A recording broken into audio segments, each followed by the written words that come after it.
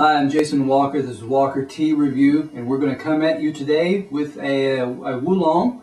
It's from Teas Etc. It is called Oriental Beauty.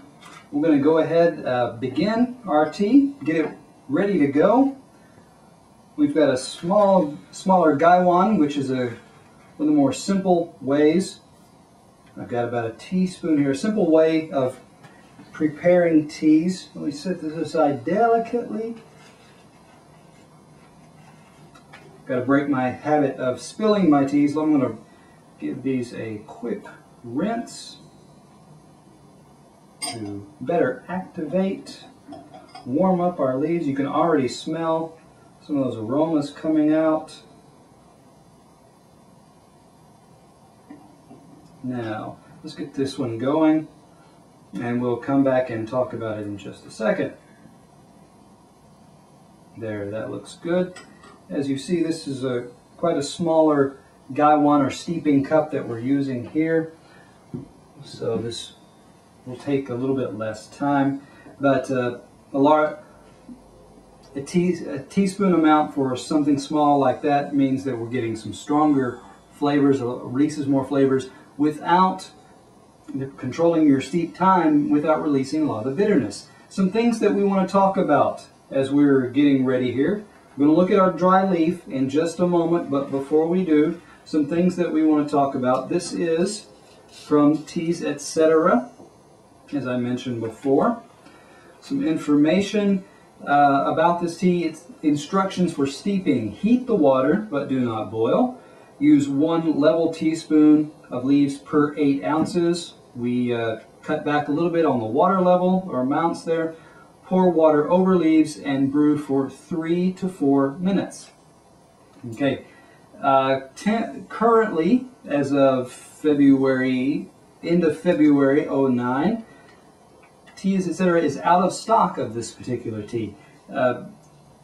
Because Oriental Beauty is considered one of the more exquisite teas. It can also be considered, it's often called, I've heard more than once, the champagne of teas. Notes that they have given as well talk about we expect peach and honey notes in this particular tea. Okay. Some interesting facts that we also want to share about Oriental Beauty. It has a June harvest time, which is later in the season than a lot of your green teas and even other oolongs. But this is because this is later in the season. The second, the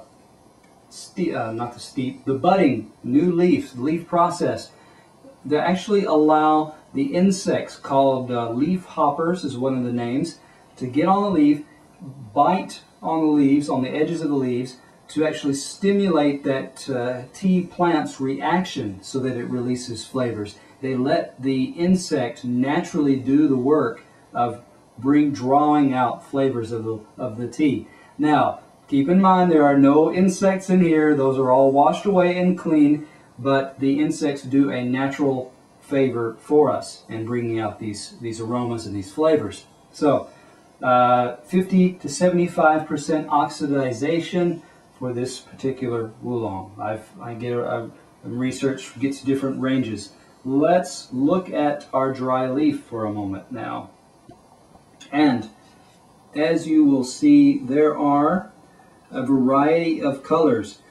Oriental Beauty is known for having a range of browns, reds, oranges, even some dark greens, even this kind of dark green-blue element. You even have this kind of a light yellow as well. It's a very fuzzy little piece right here. Let me see if I can draw it out toward the edge. Shapes, or I should say sizes of leaves as well. You do have larger pieces like this piece that is nearly as long as our 1 1/4 inch paper clip. You will also have little leaf parts that you see here as well.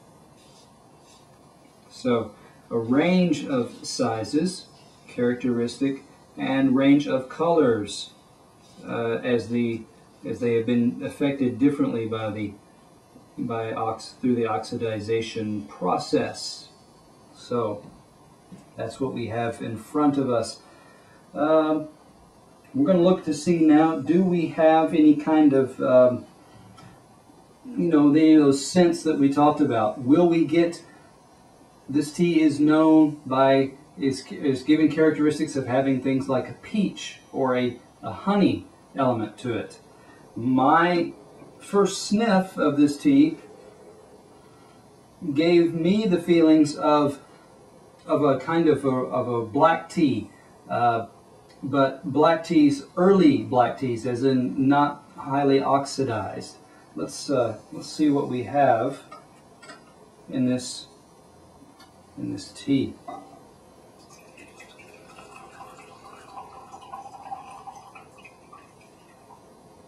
Okay, now as you see, and I'm going to get our paper ready. We've got a rich kind of a, all right, I got it all in the bag again. Hooray! We have a kind of rust amber tinge to our, or color to our cup. A little bit of leaf snuck in there as well. Okay. Your first reaction may say, this looks like a black tea in its color. This one, as we said, this oolong does go through a fuller oxidation process than some of the other oolongs do. Okay. Let's see now what kind of aromas and flavors we get.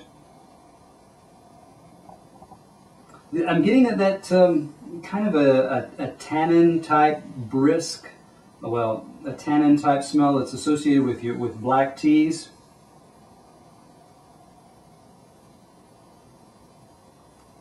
Let's go ahead and give it a try now.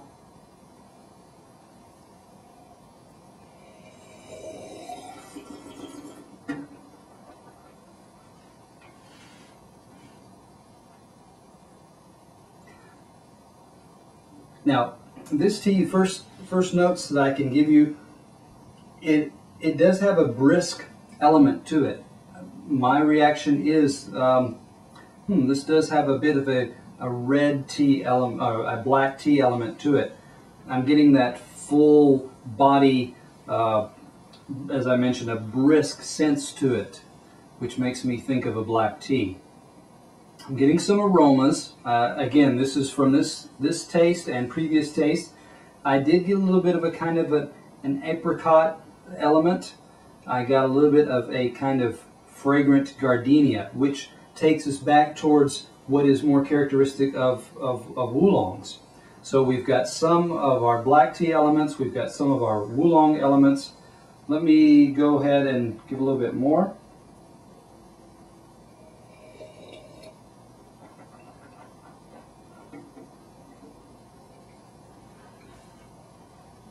However, the finish and the body are not as full and as lasting as a black tea typically is, or as a tea guanyin is.